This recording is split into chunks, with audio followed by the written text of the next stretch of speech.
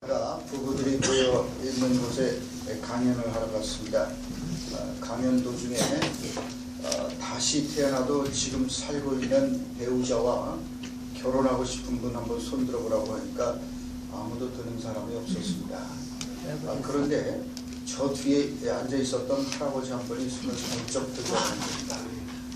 그래서 너무 신기해서 이유를 알아보니까 그 할아버지가 치매 환자였답니다. 그래서 요즘 그런 우스갯소리가 있습니다. 남편이 갑자기 자신의 아내를 다른 여인을 보는 것처럼 새로운 눈으로 보고 예표하는 것은 치매에 걸렸기 때문입니다.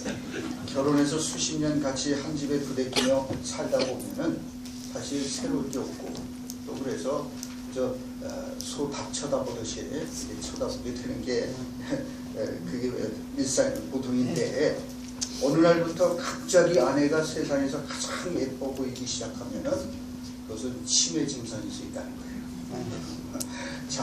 참 서글픈 일이지요. 우리는 늘 새로운 것을 동경하는 경향을 가지고 있습니다. 틀에 박힌 듯 돌아가는 일상에 대해서 우리는 못 견뎌야 하고 지루해야 합니다.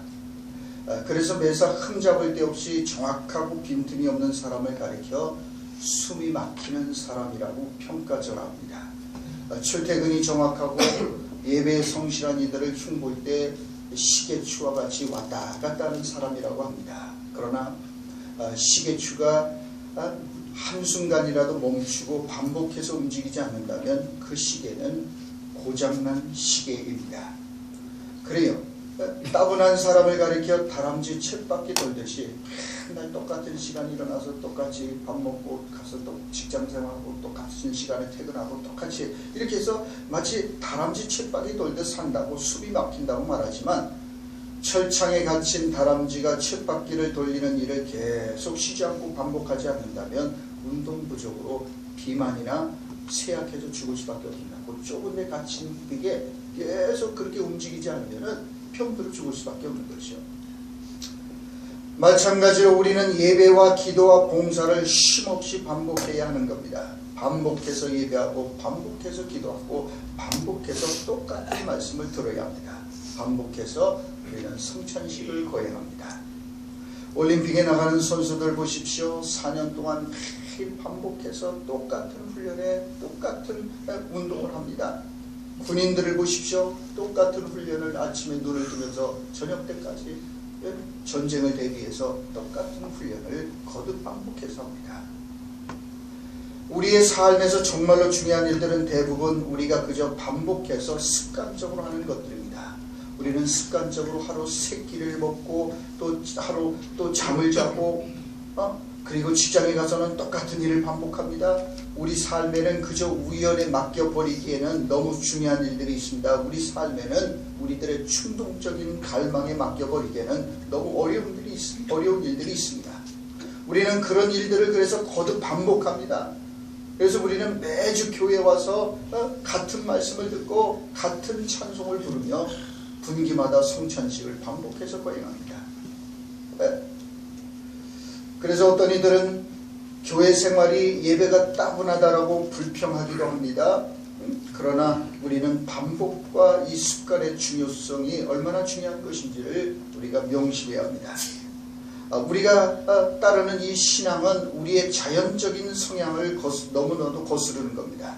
이 신앙은 우리의 현 문화에 깊숙하게 자리 잡고 있는 그런 어떤 그 가치관, 그런 행태하고는 너무나도 상충하기 때문입니다. 그래서 우리의 주의를 분산시키는 것들이 이 세상에는 너무나도 많은 까닭에 우리가 하나님께 오롯이 주의를 집중한다는 것은 어려운 일입니다. 그래서 우리는 그 일을 그리스도인으로서 습관적으로 반복해야 하는 겁니다. 우리가 꼭 배가 고프지 않아도 때가 되면 밥을 챙겨 먹듯이, 그래야만 우리가 건강을 유지하듯이 우리들의 영적인 삶도 반복의 반복을 거듭해야 유지하고 지킬 수가 있는 겁니다. 그게 재미가 없고 때로는 따분하고 지루해 보여도 그렇다고 우리가 밥을 안 먹습니까? 3끼 밥을 계속 먹어요. 그래야만 우리는 건강을 유지할 수 있어요. 그것처럼 우리의 영적인 삶도 반복의 반복을 거듭해야 유지하고 지킬 수가 있는 겁니다. 기도와 예배와 성찬식은 우리의 삶을 하나님 쪽으로 전향시키는 일입니다. 곧 인생의 초점을 바로잡는 작업입니다. 그리고 반복과 습관은 우리가 그 일을 하는 방식인 것입니다. 그래서 우리는 특정한 시간과 장소를 구별해 놓고 습관적으로 기도와 예배와 성찬식을 반복하는 겁니다. 일찍이 수도사들은 신앙생활에서 꼭 붙잡아야만 되는 가치 있는 비밀을 알고 있었습니다. 그들은 비록 수도사들만이 산꼭대기에 혹은 깊은 산속에 들어가서 사는 이 수도 공동체일지라도 언제나 참신함 그리고 기분 좋은 자극, 고조된 감정을 통해서 유지되는 것이 아니라 주로 규칙적인 리듬, 꽉 짜여진 일과 아침 몇 시에 기상해서 몇 시부터 몇 시까지는 오전 노동, 그리고 점심 식사, 그리고 또 찬양, 예배 잠깐 드리고 또 오후 노동, 또 저녁 때 저녁 기도, 침묵 수행 등등 하여간 꽉 짜여진 그런 그 일과표, 단순하고 뻔하고 늘 반복되는 의식적인 과정들을 통해서 유지된다는 사실을 수도사들은 알고 있었습니다. 그래서 수도사들의 일과라는 건 너무 뻔하고 단순하고 지루 똑같은 거예요. 그러나 그걸 그들은 평생 종신토록 그 일과표에 따라서 사는 거예요. 그렇게 함으로써 그들의 영성이 삶이 지켜진다는 것을 알고 있었던 거죠. 이것은 우리들의 가정생활과 결혼생활에도 그대로 적용되는 이야기입니다. 우리는 가족이기 때문에 깊은 감정의 교류를 나누지 않을지라도 한 집에 거하며 한 식탁에서 먹고 마십니다. 때때로 아무런 감흥도 없고 신나는 일이 없어도 그래서 따분하게 여겨질지라도 한 공간 안에서 더불어 살아갑니다. 사실 식탁에서 매일 대하는 음식도 그 밥의 그 나물입니다. 날마다 새로운 것이 나오고 숨 넘어가게 맛있는 것이 나오는 것이 아닙니다. 하지만 어떻게 보면 너무나도 식상한 음식들을 먹고 우리는 성장하였고 그리고 건강을 유지합니다. 이처럼 규칙적이고 단순하고 너무나도 뻔한 일상적인 의식을 우리가 함께함으로써 가족 공동체가 지켜지는 겁니다. 날마다 반짝거리고 날마다 새롭고 날마다 가슴 뭉클한 감흥이 가정과 결혼 생활에 꼭 있어야만 된다고 생각하는 사람은 결코 가정이라는 울타리 안에 머물지 못할 것입니다. 왜냐하면 우리의 가정이라는데 우리의 결혼 생활이라는 게 그런 게 아니기 때문에 그래요. 날마다 반짝거리고 날마다 아주 부푼 설렘이 있고 감동이 있고 이걸 기대한다면 그러면은 그 사람은 결코 결혼이라는 제도 안에 또는 가정 안에 머물 수 없을 겁니다. 그래서 저는 디트리 보네퍼 독일의 순교자가 결혼식 주례를 하면서 한 젊은 커플에게 했던 그 말을 기억합니다. 그는 그 결혼하는 사랑에 빠져서 결혼하는 그 젊은 커플에게 이렇게 말을 했습니다. 지금 두 분은 젊고 서로를 많이 사랑합니다. 그리고 두 분의 사랑이 두 분의 결혼을 유지시켜 줄 수 있을 것이라고 생각할 겁니다. 하지만 그렇지 않습니다. 오히려 두 분의 결혼이 두 분의 사랑을 유지시켜 줄 것입니다. 라는 말이었습니다. 네? 참 의미심장한 얘기죠. 여러분, 우리들의 결혼 생활도 신앙 생활도 이와 같은 방식으로 유지되는 겁니다. 우리들의 결혼 생활과 신앙 생활을 유지시켜주고 지켜주고 세워주는 것은 날마다 매 순간 가슴 뛰게 하는 고조된 감정이나 설렘이 아니라 의식적이고 반복적인 것입니다. 단순하고 기계적으로 반복되는 너무나도 뻔하고 일상적인 의식들에 의한 것입니다. 그렇잖아요? 처음에 허리문 때는 그럴지 몰라도 그러나 10년, 20년, 30년 살다 보면 친구 같아서 서로 말이죠. 늘 뻔한 일상. 그걸 반복하면서 함께 더 고운 점, 미운 점 다 들어가서 평생을 함께 이제 해로를 하는 거죠. 자, 이것은 예배에도 신앙생활에도 그대로 적용되는 이야기입니다. 매주일 우리가 반복하는 예배에는 새로울 것이 없습니다. 하지만 그런 예배와 기도와 말씀과 성찬식을 우리가 꾸준히 반복함으로써 우리는 하나님과의 유대관계가 깊어지고 우리 자신도 모르는 사이에 조금씩 진리의 자리로 들어가게 되는 겁니다. 우리 자신도 모르는 사이에 대답 속에 들어가게 되는 겁니다. 가랑 위에 옷이 젖듯이 말입니다. 처음에는 우리가 뭔지 모르고 예배당에 나와줘서 하품만 나고 도대체 무슨 소리인지 알아먹지도 못하겠고, 그렇지만은 우리가 꾸준히 반복해서 말씀 듣고 예배를 반복하고 하면 점점 더 우리도 모르는 사이에 대답 속에 우리가 들어가게 되는 것을 발견하게 되는 것입니다. 12월의 첫째 주인, 오늘 우리는 공동체가 성찬주의를 지키는 날입니다. 우리는 주기적으로 반복해서 성찬식을 거행합니다. 오늘 이렇게 제가 장황하게 서두에 말씀을 드리는 이유는 자주 반복되는 까닭에 우리가 예배와 성찬식을 함부로 대해서는 안 되기 때문입니다. 우리는 성찬식이 얼마나 고귀하고 거룩한 예식인지 그 가치를 알고 참여할 필요가 있습니다. 성찬식은 단지 우리가 분기별로 한 번씩 반복해서 거행하는 거룩한 의식만이 아니라 우리들의 삶의 모든 영역을 만지는 그런 예식이라는 것을 우리가 알아야 합니다. 우리는 단지 교회에서만 성찬에 참여하는 것이 아니라 언제 어디서나 성찬을 살아내고 성찬을 호흡해야 합니다. 그래서 성찬은 우리들의 삶이 태도를 규명하는 방법, 곧 우리가 삶을 만나고 삶을 받아들이고 삶을 다른 사람들과 함께 나누는 방법이 될 필요가 있는 것입니다. 성찬은 곧 우리들의 반복적인 일상의 삶이 되어야 된다고 주님은 말씀하신 겁니다. 그래서 우리가 이 성찬적인 삶이라는 것은 결국 우리가 참된 그리스도인으로 살아가는 삶의 방식이 되어야 되는 것입니다. 주님께서는 이 땅에서의 공생의 사역을 마치시고 세상을 떠나 하나님 나라로 돌아가실 때가 되자 마지막 만찬 자리에서 성찬식을 거행하시고 그것을 제정하셨습니다. 너희들 앞으로 내가 이제 떠나서 이제 너희들 떠나서 나는 이제 하늘로 갈 것인데 이제 나중에 너희들은 꼭 성찬식을 거행함으로써 나를 기억하고 기념하라. 그렇게 말씀하셨습니다. 이 지상에 계시는 동안 말씀을 통해 하실 수 있는 모든 일들을 행하신 주님께서는 죽음을 맞이하는 상황에서 말씀을 초월한 것을 주셨습니다. 그것이 바로 성찬식이었습니다. 이것이 바로 오늘 본문의 상황인 것입니다. 예수님께서 이 지상의 나그네로 머물고 있는 우리들에게 직접 남겨주신 유일한 것은 주님의 말씀과 성찬식, 이 두 가지뿐입니다. 그런 까닭에 성찬식은 우리들의 신앙생활에 있어서 매우 중요한 의미와 가치를 가지고 있는 의식입니다. 자, 오늘 본문 말씀을 보십시오.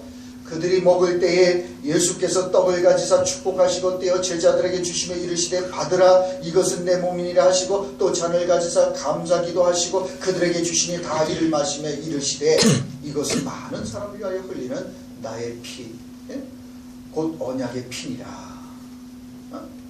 자, 그래서 우리는 이 말씀을 통하여 성찬의 삶을 살아가는 게 어떤 것인지를 우리가 배우게 됩니다. 본문 말씀 다시 보십시오. 예수님께서 최후의 만찬에서 떡을 손에 들고 어떻게 하셨습니까? 떼어서 제자들에게 주시면서 뭐라고 그랬어요? 이르시되 받으라, 이것은 나의 몸이니라. 그렇게 주님께서 말씀하셨습니다.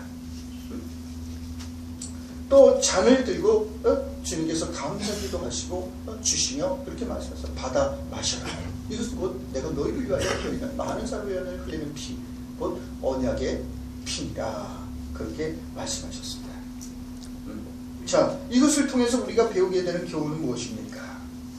예수님의 몸짓은 떡을 부수어 나눠주시고 붉은 포도주를 잔에 부어주는 것이었는데 이것은 십자가에서 예수님의 찢어지는 몸과 흘리는 피를 상징하기 위해서였습니다.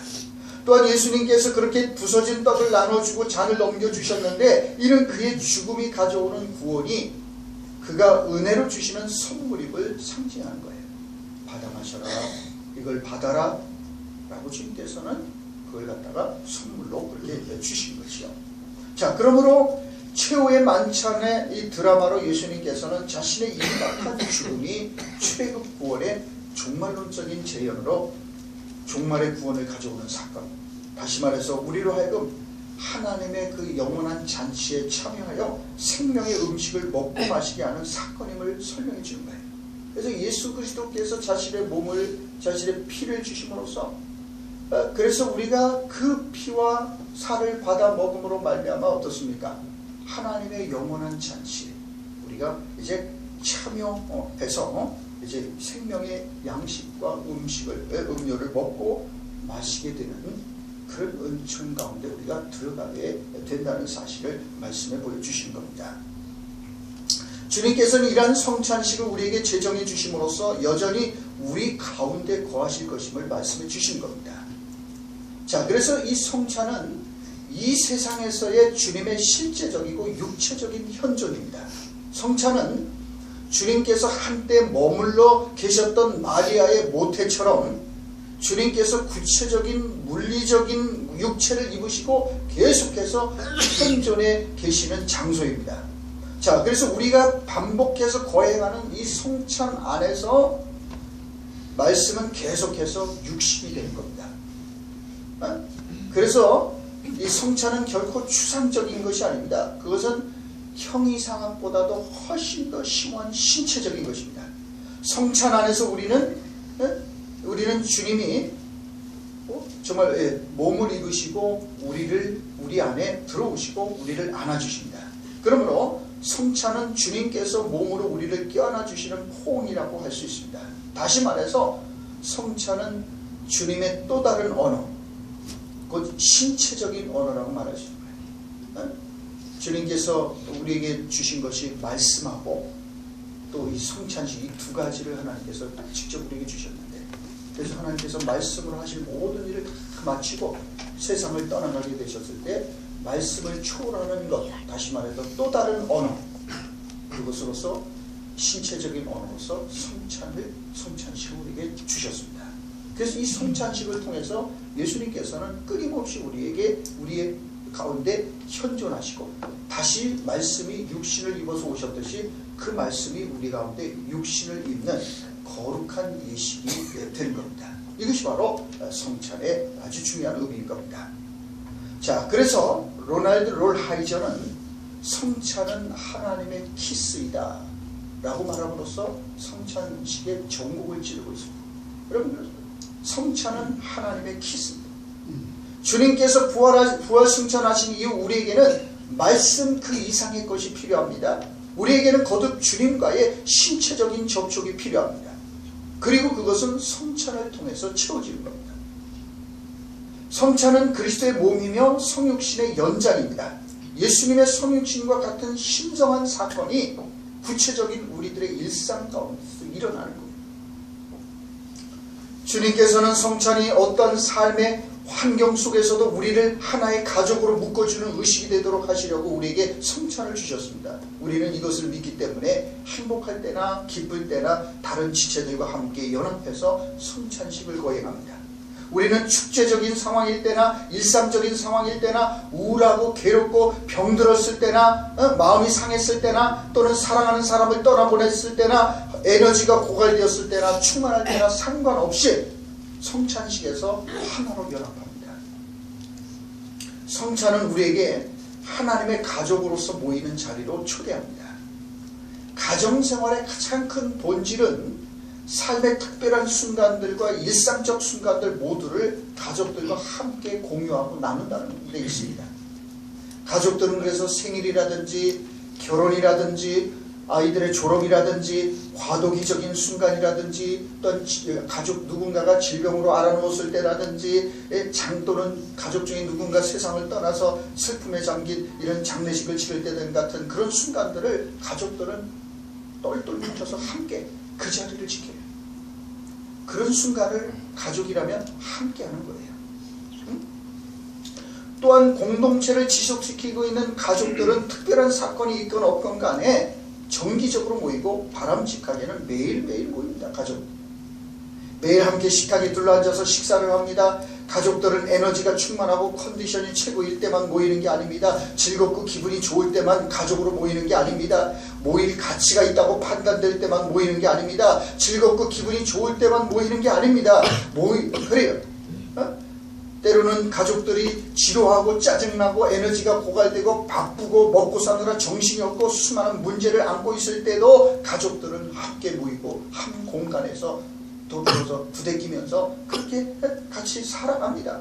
왜냐하면 가정생활이란 특별하고 즐거운 순간들만 나눈 것이 아니라 일상적인 모든 것, 슬픔도 아픔도 때로는 얼굴을 서로 붉히는 불편함까지도 다 포함해서 함께 그것을 나누는 것이기 때문에 그렇습니다.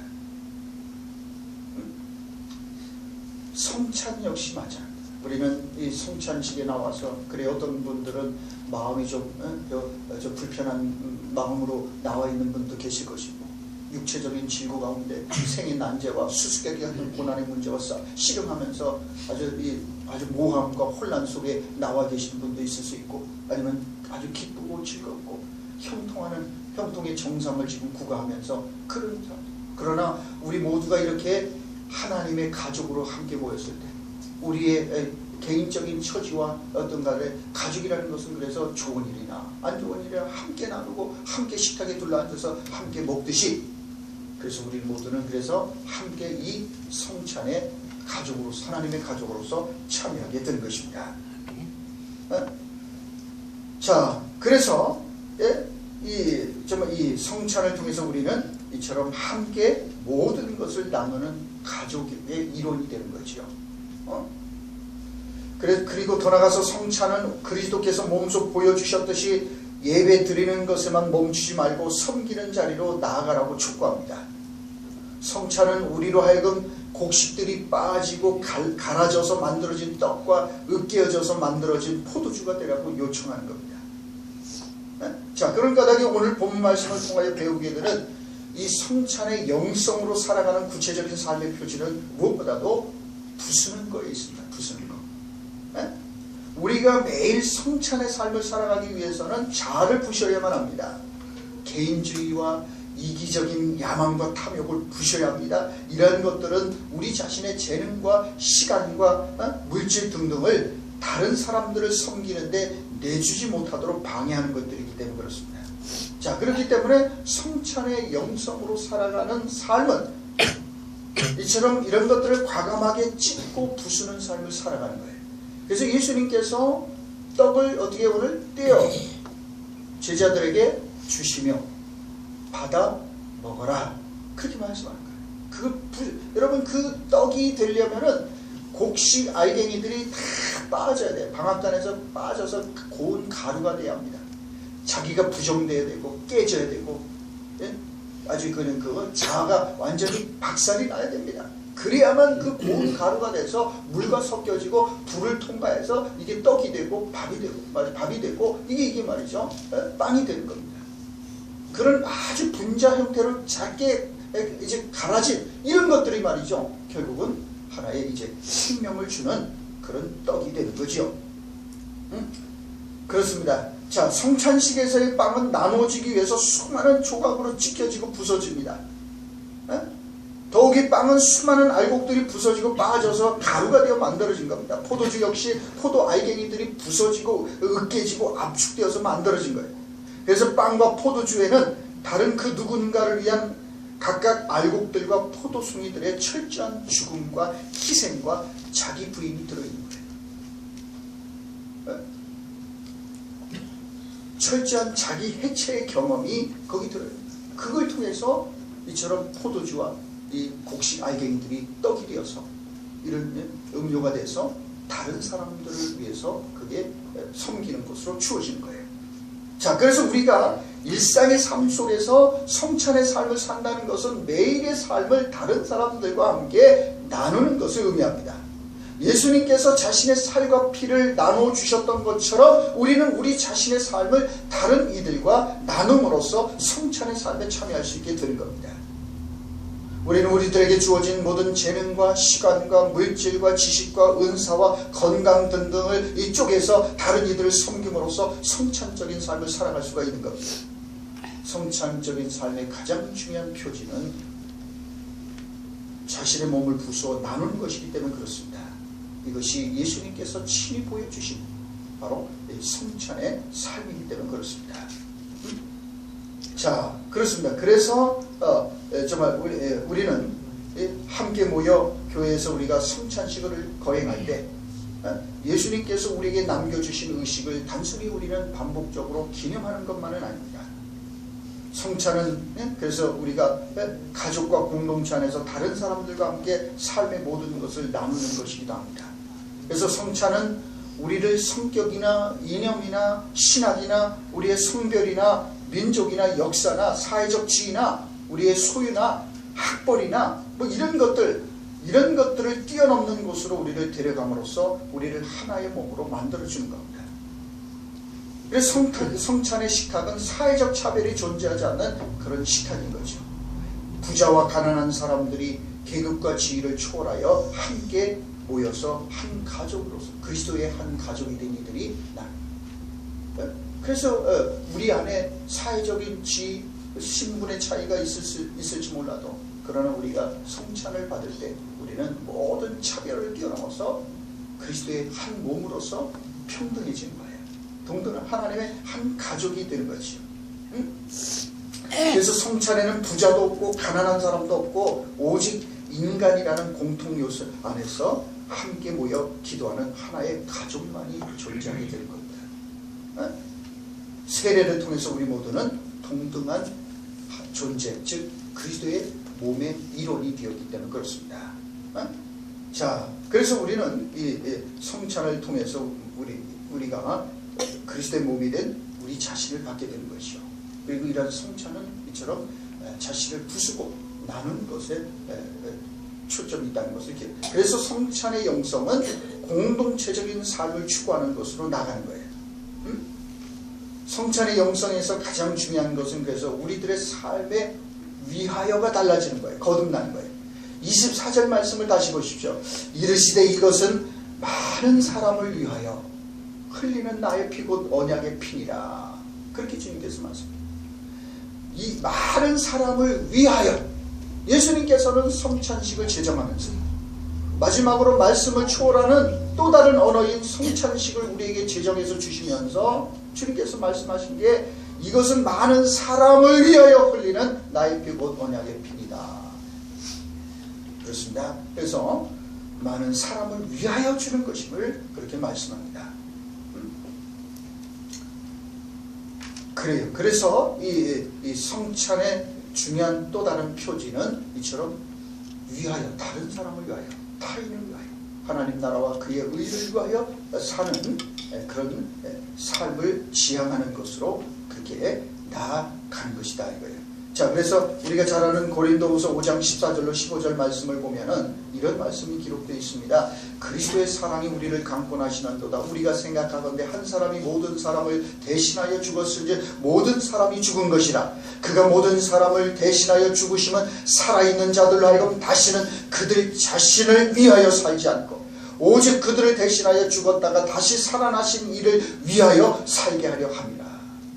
여기서 우리는 성찬의 영성이 어떤 것인지를 배우게 됩니다. 그것은 우리의 삶의 위하여가 달라지는 거예요. 다시 말해서 우리의 삶의 용도와 인생의 용도가 구체적으로 달라집니다.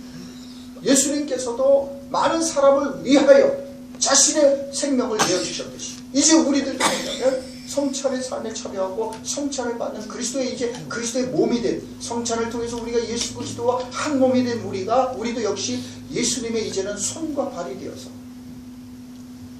우리도 이제는 우리 자신을 위하여 살지 않고 우리를 대신하여 죽었다 다시 살아나신 이를 위하여 살아가는 그런 삶을 지향하는 것이다.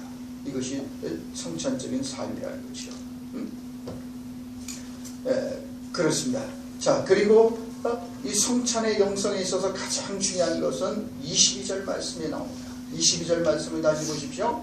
22절 말씀, 그들이 먹을 때 예수께서 떡을 가지사 축복하시고 떼어 제자들에게 주시며 이르시되 받으라 이것은 내 몸이라 하시고. 여러분, 주님께서 떡을 제자들에게 떼어 주시면서 뭐라고 말씀하셨습니까? 받으라 이것은 내 몸이라 그렇게 말씀하셨습니다. 이것을 통해서 배우게 된 성찬의 영성은 어떤 겁니까? 주님께서는 받아 먹으라고 떡을 떼어주시고 잔도 받아 마시라고 주셨습니다. 그렇기 때문에 성찬의 가장 중요한 것은 뭐냐? 감사함으로 모든 것을 받는 것입니다. 주님께서는 피와 살을 우리들을 위하여 선물로 주셨습니다. 그렇게 함으로써 우리에게 생명을 선물로 주셨습니다. 그러므로 우리들의 생명과 삶은 그 자체가 하나님의 선물입니다. 우리의 소유가 결코 아닙니다. 그건 값없이 선물로 우리에게 주어진 겁니다. 이것은 모든 영성과 모든 윤리와 모든 참된 인간관계를 궁극적으로 뒷받침하고 있는 원리이고 변할 수 없는 진리인 것입니다. 우리들의 생명은 선물입니다. 우리들의 인생은 신비입니다. 우리는 이 세상에 보냄을 받은 사람들입니다. 하나님께서 우리를 이곳에 보내셨습니다. 우리들의 인생을 선물로 주셨습니다. 지금 우리가 누리고 살고 있는 모든 것들이 하나님께서 마련해 주신 선물입니다. 재산, 우리의 사상, 언어, 생명, 재능 어떤 가운데 어떤 것도 우리 자신으로부터 비롯된 것이 아님을 우리는 알아야 합니다. 시간도 마찬가지로 주어지는 선물입니다. 그래서 시간을 하나님의 선물로 인식하는 사람은 함부로 시간을 낭비하거나 허투루 살지 않는 거예요. 그는 매 순간 하나님이 주시는 미묘한 은총의 마음을 모으고 삽니다. 고통의 시간에도 슬픔의 시간에도 아름다움은 있게 마련입니다. 오늘 우리가 이렇게 호흡할 수 있는 것도 선물입니다. 은총입니다. 우리가 두 다리로 걸어서 예배당에 나와서 예배 드릴 수 있는 것도 놀라운 하나님의 선물이고 은총임을 자각하는 거지. 우리가 사용하고 있는 모든 것들이 그렇기 때문에 다 하나님의 선물임을 자각하고 사는 거예요. 그래서 우리는 결코 우리가 가지고 있는 모든 것들에 대한 소유권을 우리는 주장할 수가 없는 겁니다. 그래서 모든 것을 우리가 하나님으로부터 받았다는 것, 선물로 받은 것이라는 이 자각을 갖고 사는 사람만이 진정한 의미에서 성찬적인 삶을 살아갈 수 있게 되는 거예요. 자, 그래서 성찬의 영성은 우리를 하여금 삶의 모든 것이 선물로 주어진 것이라는 사실을 깨닫게 하는 겁니다. 성찬식에서 우리가 가져야 될 태도와 자세는 선물로 받는 거예요. 그래서 주님께서는 받아라. 이거는 내가 너희를 위해서 주는 내 몸이니라 라고 말씀합니다. 선물이라는 거죠. 잔을 주시면서도 똑같이 내 피로 세운 새 언약이니 받아 마시라고 말씀합니다. 여기서 그래서 받으라는 이 주님의 말씀은 우리들이 지향해야 되는 삶의 방식을 총체적으로 가리키고 있는 거예요. 언제나 우리는 모든 것을 하나님께서 주시는 선물로 받아야 되고 그 무엇도 우리의 소유물로 존재하지 않는 사실을 우리가 잊지 않고 살아야 되는 거예요. 그런 까닭에 성찬의 영성으로 살아가는 삶은 무엇보다도 모든 것을 감사함으로 받고 심지어는 질병과 실패까지도 그리고 더 나아가서 마지막에는 죽음까지도 하나님께서 주시는 선물로 받아들일 줄 아는 것입니다. 그래서 생명도 선물로 주셨으니까 그리고 좋으신 하나님이 우리에게 생명도 선물로 주신 거니까 우리가 마지막 죽게 되었을 때도 죽음도 똑같이 그 좋으신 생명을 주신 그 하나님이 주시는 선물이기 때문에 죽음도 좋은 것으로 선물로 받아서 감사합니다. 아멘 하고 우리가 그렇게 죽을 수 있게 되는 거. 이게 성숙한 신앙의 그 고백인 거예요. 그러니까 여러분 우리가 성찬의 삶을 살아가는 것은 모든 것을 감사함으로 받는 거예요.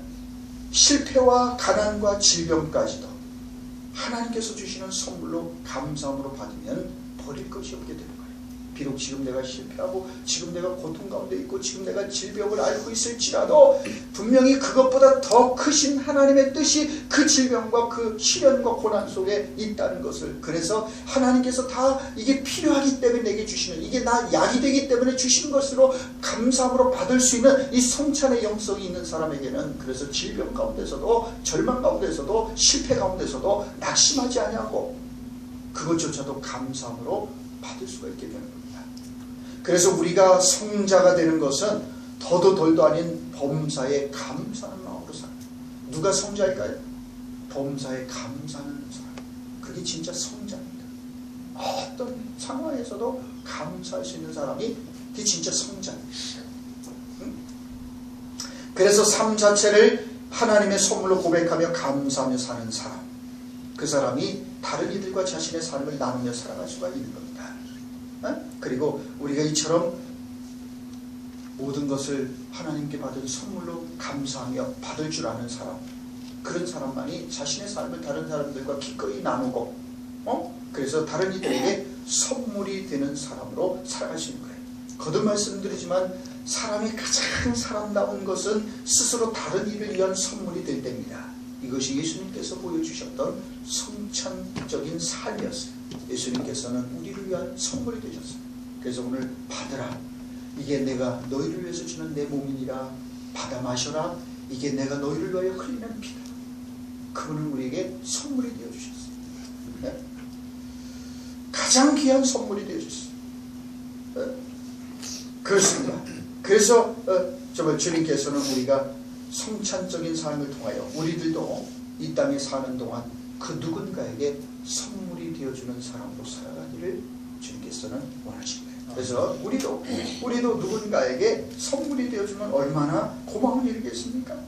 우리가 우리 자신 예수님처럼 자신을 깨트려서 그걸 줌으로써 누군가에게 생명이 되어주고 그에게 정말 소망이 되어준 것처럼 여러분 우리가 우리 자신을 깨트려서 아내가 남편에게 선물이 되고 남편이 아내에게 선물이 될 때 부모가 자녀에게 선물이 되고 자녀가 부모에게 선물이 되려 할 때 그리고 정말 직장에서든 어디서든 우리가 서로가 서로에게 선물이 되어주는 존재로 살아가게 될 때 세상은 얼마나 아름다운 곳이 되고 살만한 곳이 되겠습니까? 이것이 성찬의 삶을 실천하는 삶, 우리가 성찬을 그래도 반복하며 우리에게 선물이 되어 오신 예수 그리스도, 그리고 그 예수 그리스도를 받고 이제 우리도 또한 다시 예수 그리스도의 몸이 되어서 성찬적인 삶을 살아감으로써 이 세상 우리가 만나는 그 누군가에게 선물이 되는 그런 사람으로 살아가는 그 삶을 통해서 이 세상을 축복할 수 있는 것입니다. 그러므로 우리 모두 우리 누군가에게 선물이 되어주는 사람으로 살아가는 그런 축복이 있기를 주의 이름으로 축원합니다. 고맙습니다.